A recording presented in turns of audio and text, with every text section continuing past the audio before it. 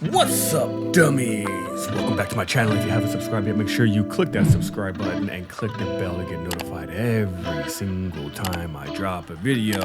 We're gonna get straight into it, where I'm not gonna sit here and finesse y'all. Basically, what I'm gonna start trying to do is react to some of the financial literacy videos. I don't see a lot of people doing that, and when my homies, shout out to him, LFR Family, suggested for me to really grow my channel, I need to do something like this, so why not? It's quick, it's straight to the point, and hopefully y'all enjoy it.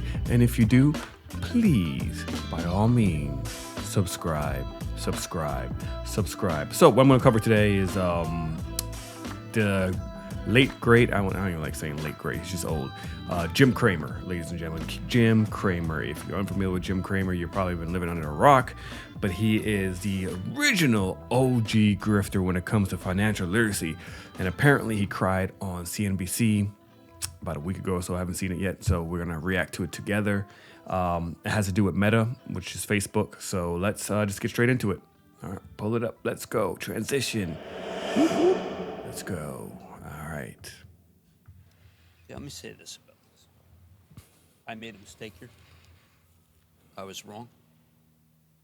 I trusted this management team. That was ill-advised. Oh, see.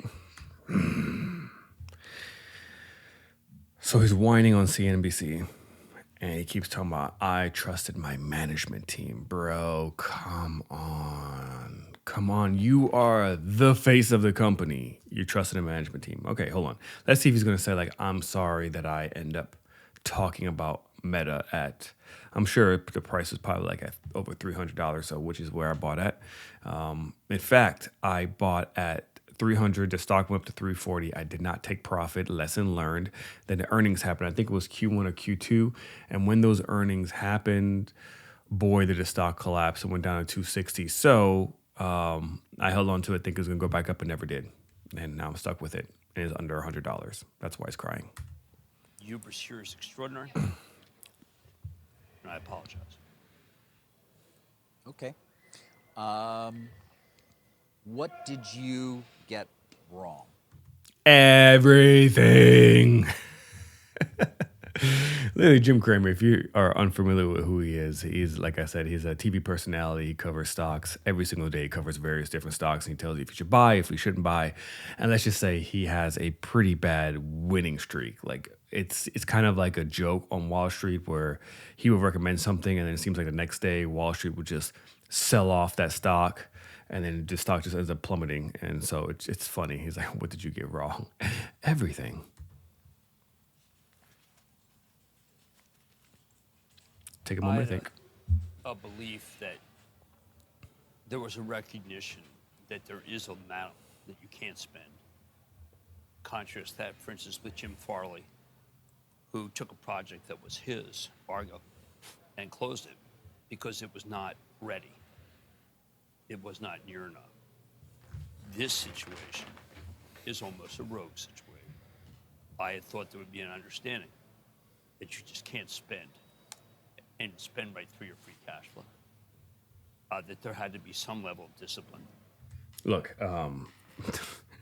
everyone knows this, that Mark Zuckerberg had mentioned that he's going to spend a lot of money in the metaverse. So this is not something that was unknown, that he was planning on spending this much money on it. And like I said, I think for the past two earnings, you saw that they were spending a hell of a lot of money on the metaverse, to the point that it got kind of uncomfortable.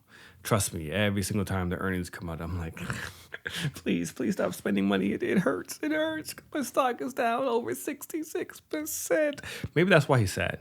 He may have been invested in it, to be honest, because he gets a lot of stuff wrong. So he must be invested in it. And I didn't get it. But David, what did I get wrong?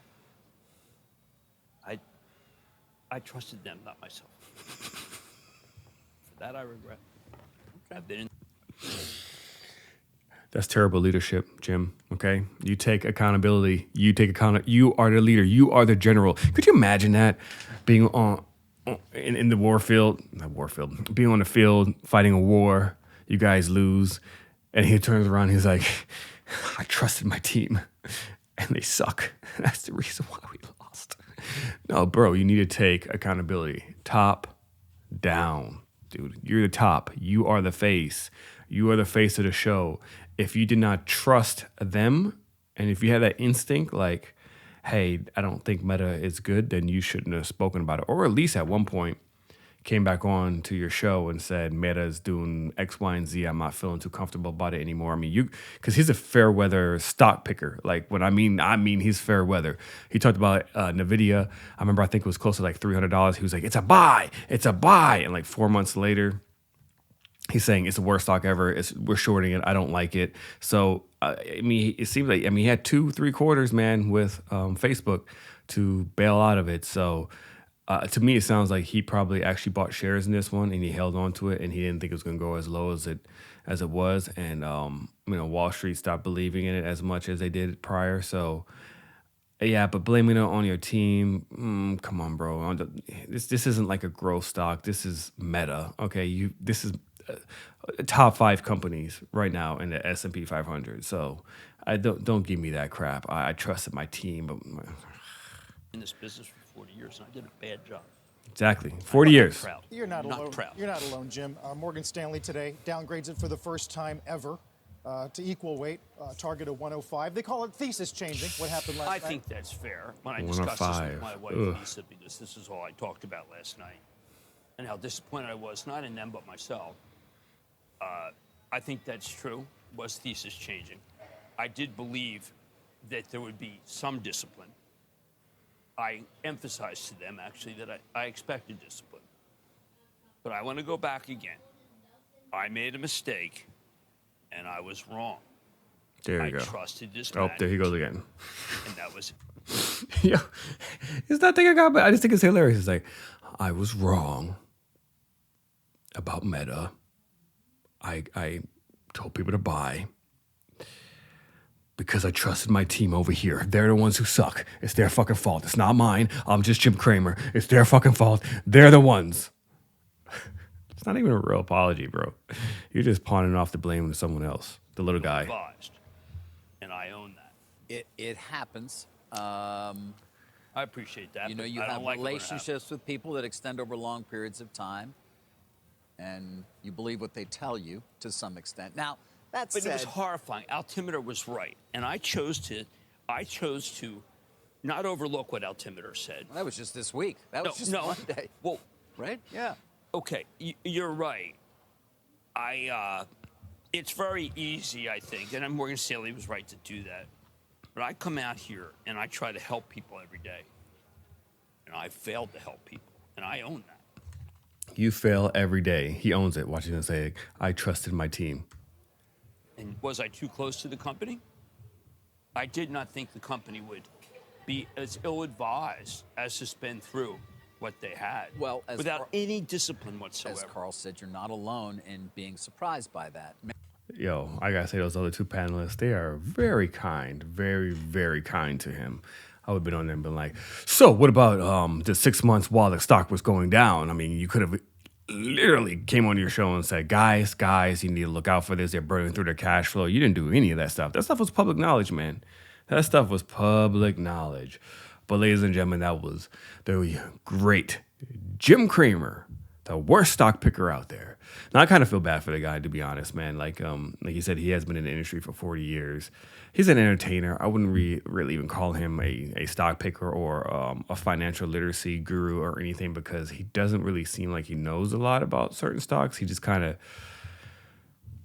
talks about the hot takes of the company and then says, it's a buy or it's a sell, and he switches his mind on a daily to weekly basis. So I'm shocked that he didn't change his mind on Facebook when it was at 260, 230, 200, 180, 150, 130, and then it just had their earnings, which then brought them under $100. Actually, I think they're like at $90 now, and I'm stuck with it, man. So I'm married to the company. But if you guys like this video, and if you enjoy this type of content, please let me know in the comments below. I'm going to plan on doing these and dropping multiple of these throughout the week for about a week or 2 to see if this will help, get my channel going, rejuvenated, and I'm still gonna do my other stuff like I've always been doing. But I know people like reaction videos. I don't really see a lot of people reacting to financial literacy. And again, this was I was advised by another YouTuber. So therefore, if this fails, it was the other YouTuber's fault who advised me on doing this type of content. So until next time, y'all.